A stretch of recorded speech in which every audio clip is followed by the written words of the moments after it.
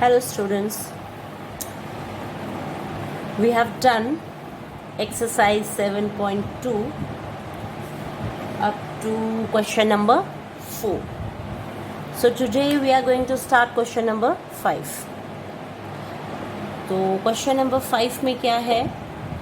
Find the ratio in which the line segment joining A and B is divided by x-axis. तो दो बिंदु हैं A और B. इस AB को x एक्सिस ने डिवाइड किया है किसी न किसी रेशियो में. Also find the coordinates of the point of the division. तो जो डिवीजन के कोऑर्डिनेट्स हैं वो भी हमें निकालने हैं. तो आपके पास बुक्स होंगी, अपने सामने रखिए और क्वेश्चन को देखिए. हिंदी में क्या होगा?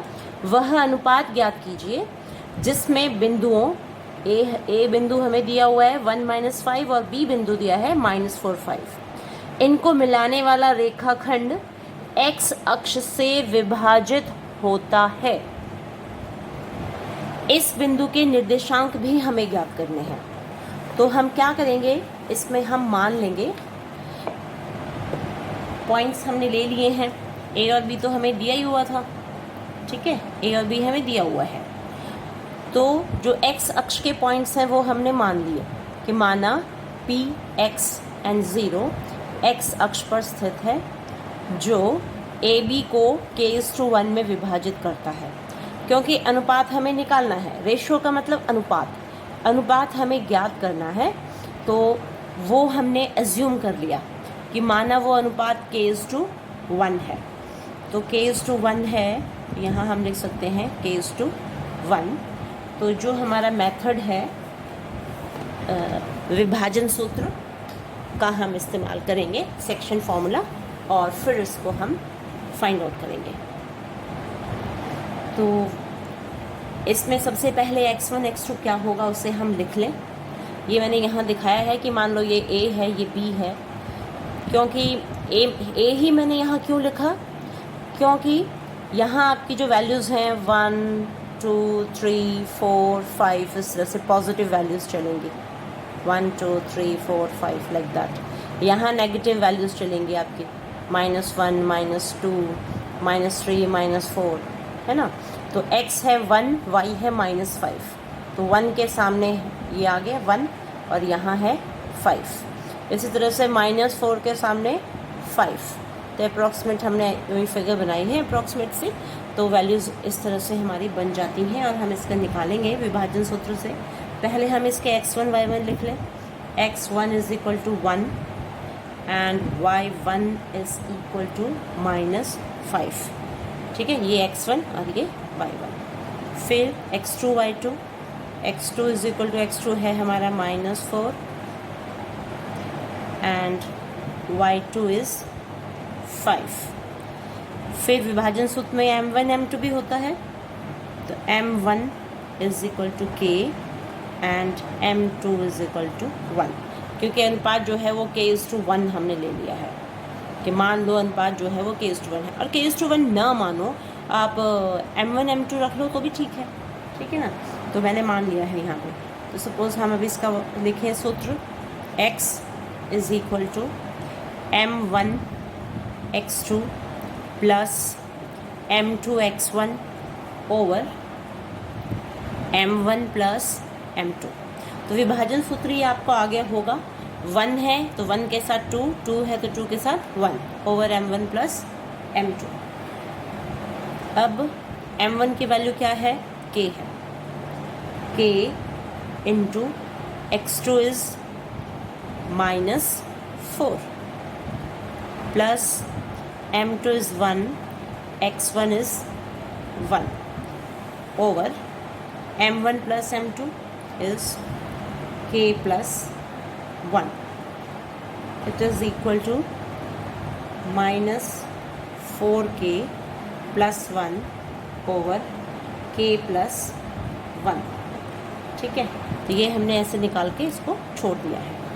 देन y से अब y निकालेंगे सेक्शन फार्मूला से. y is equal to m1 y2 plus m2 y1 over m1 plus m2। तो यहाँ पे जो y है वो हमारा 0 है। क्यों है? क्योंकि यहाँ कोई पॉइंट होगा, जो भी पॉइंट होगा तो x पॉइंट और 0 पॉइंट हम लेंगे यहाँ पे, क्योंकि ना तो हम ऊपर गए ना नीचे गए। ठीक है, ऊपर जाएंगे तो y की पॉजिटिव वैल्यूज़ आएंगी और नीचे आओगे तो y की नेगेटिव वैल्यूज़ आएंगी। ठीक है, तो x अक्ष के ऊपर ही लेने के लिए कहा है इसने, x अक्ष पर स्थित है P बिंदु, तो x तो x चल ही रहा है और जो y है वो 0 है, तो यहाँ हम पुट करेंगे 0।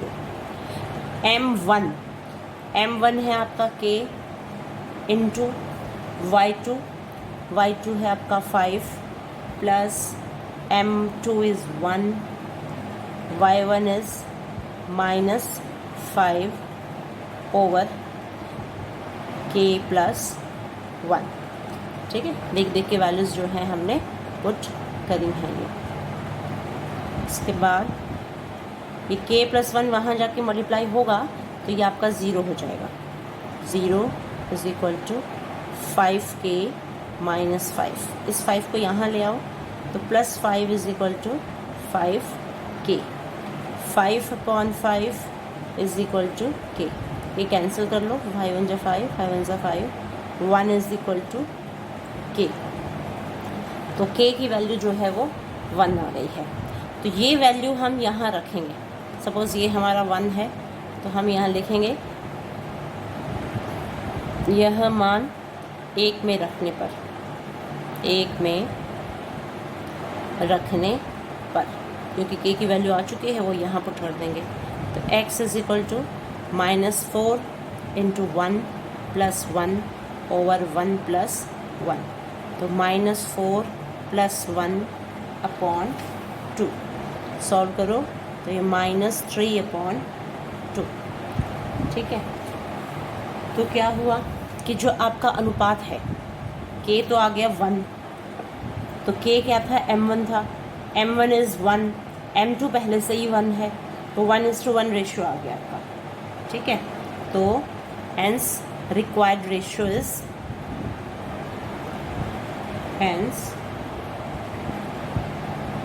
required ratio है आपका 1:1, यानी कि वांछित अनुपात जो है वो 1:1 है। एंड इसके कोऑर्डिनेट्स क्या हैं? अच्छा, मैंने इंग्लिश में लिख दिया, हिंदी में लिख लेना इसको। निर्देशांक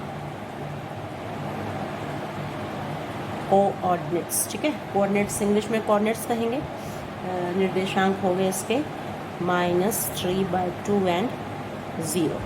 ठीक है, क्योंकि x की वैल्यू -3/2 आई है और y की वैल्यू 0 है, क्योंकि जो p था वो हम x और 0 लेके चले थे। x की वैल्यू हम निकाल चुके हैं -3/2 और y 0 है। तो इस तरह से क्वेश्चन हमारा कंप्लीट हो गया।